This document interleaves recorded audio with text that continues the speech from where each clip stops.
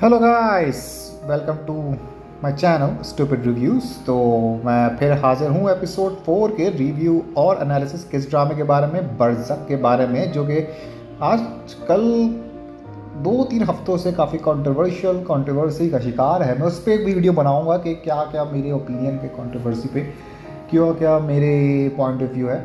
लेकिन अभी वो पता चला है कि 3 दिन 4 पहले वो यूट्यूब से पाकिस्तान के रीजन से हटा दिया गया है, क्योंकि भाई हमें LGBT पसंद नहीं, क्योंकि हम गे को नहीं मानते। लेकिन इसका मतलब ये नहीं कि पाकिस्तान में गे नहीं, पाकिस्तान में हैं गे, मस्जिदों में मौलाना लगे पड़े होते हैं बच्चों के साथ, वो हम माफ कर सकते हैं। लेकिन जो रियलिटी हमें बरसक में दिखाई जा रही है उस पर हम बर्दाश्त नहीं कर सकते भाई। नेटफ्लिक्स पे हम कंटेंट देख लेंगे, अरे यार छोड़ो, वरना मैं बहुत डिटेल में बात करना शुरू कर दूँगा।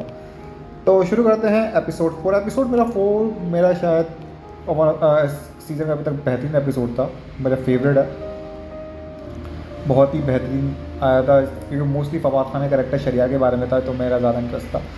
तो बरज़क का एपिसोड का 3 दिखाया जाता है कि शहरियार का बचपन दिखाया जाता है कि वो क्यों इंग्लैंड गया, क्यों अपनी फैमिली से दूर गया, क्यों अपने अब्बा या अपने बाप से उसका रिश्ता बनता नहीं सही तरीके से।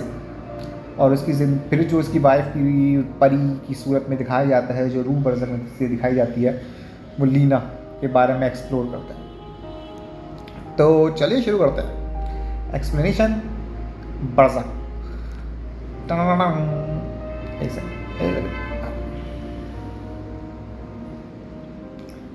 ओके ओके लीना जो शहरियार की बीवी है, पोस्टमार्टम यानी कि अपनी पोस्टमार्टम डिप्रेशन वाला दिखाया गया है, यानी कि जो मदरहुड को वो डील कर रही है, वो न्यूली मदर बनी है, कैसे वो अपने मदरहुड को, ये ताकि काफ़ी सेल्फिश मूड दिखाया गया मेरे समझ से। बाला तरह ऐसी भी कोई चीज़ होती है, पता नहीं किस किस्म की डिप्रेशन है मॉडर्न वर्ल्ड में, पता नहीं यार। भाई माँ बनी हो तो तुम आप पे रिस्पॉन्सिबिलिटी है आप पे, लेकिन मतलब नहीं, हम डील नहीं करें। वो कहते एक सीन में अपने बच्चे से कहती है कि मैंने तुम्हें ज़िंदगी दे दी लेकिन खुद ज़िंदगी जीना छोड़ दिया। अरे भाई तो अपनी ज़िंदगी लिए मौत पे मर जाओगी क्या, खुदकुशी कर लोगी क्या चूतिया औरत? लेकिन सुनती नहीं है भाई। तो उसकी बीवी डिप्रेशन का शिकार होती है और अपने आप को बड़ी लोनली तनहा समझ रही होती है in the presence of even her husband sorry.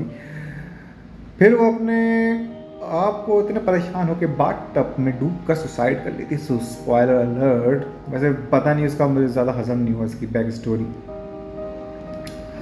फिर हमें सीन दिखाया जाता है मेहरगान फेस्टिवल के दौरान जाफ़र और उसके बेटे शहरियार और सैफुल्ला के दरमियान तनाव बढ़ता जाता है, पुराने ज़ख्म खुलते जाते हैं जब, और फिर उस पर शहरजाद और तीनों को ड्रग दे देती है, तो और चीज़ें रिवीलिंग होना शुरू हो जाती।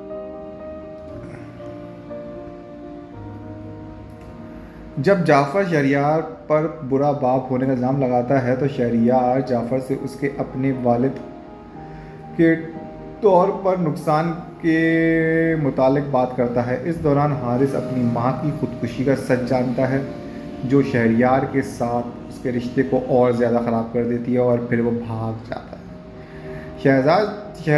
शहजाद जो सरम सईद का कैरेक्टर है, जाफ़र की बेटी भी हो सकती है, वो तो मैं पिछले एपिसोड के एक्सप्लेनेशन डिस्कस किया है, बताया, जबकि से घर वालों को पाइसाइड लाइक मशरूम मिला देती थी, जबकि जब ये असर करता है तो मर्द अपनी गुजरी हुई ज़िंदगी के दुख दर्द सामने ले आता है। शहरियार को अपनी माँ एक फ़रिश्ते के रूप में नज़र आती है, जो उसके ख़ानदानी ट्रॉमे के बारे में बात करती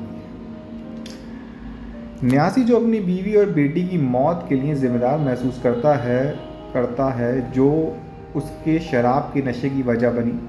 तस्लीम के हाथों में खेल के लंबरदार के साथ मिलकर फिर वो पहाड़ी पे जाने का सोचता है कि वहाँ चले जाऊँगा, फिर वहाँ जाके अपनी बेटी को ढूंढूंगा। लेकिन इसके सबसे इम्पोर्टेंट बात है कि भाई शहजाद का मंसूबा क्या है, कि वो चाहती क्या है। शहजाद का ख़ानदान को ड्रग देने का फैसला ये था कि वो सबके दुख दर्द को सामने लाए और अपनी छुपी हुई बातों को उजागर कर सके। उसका असल मकसद अपने टूटे हुए ख़ानदान में किसी किस्म का सुलह लाना होता है, यानी कि वो सुलह करना चाहती है, साल से ही काम कर रही थी और माताब महल के नीचे फंसी हुई रूहों की मदद करना चाहती है। वो उन रूहों को रिहा कर देती है जो बरज़ख में फंसी हुई होती हैं और गांव के मर्दों को उनके औसाफ के लिए दुआ करने का मौका देती है।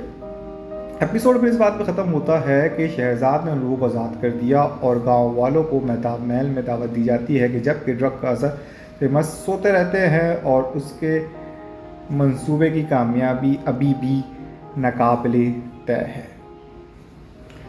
भाई इस एपिसोड का मैं रिव्यू अगर करना चाहूँ कुछ वर्ड में तो बड़ा ही ब्रिलियंट डायरेक्शन थी, सिनेमाटोग्राफी तो हाई लेवल में हर एपिसोड में है और बहुत बेहतरीन तरीके से लिखा गया, बहुत ही बेहतरीन बनाया गया।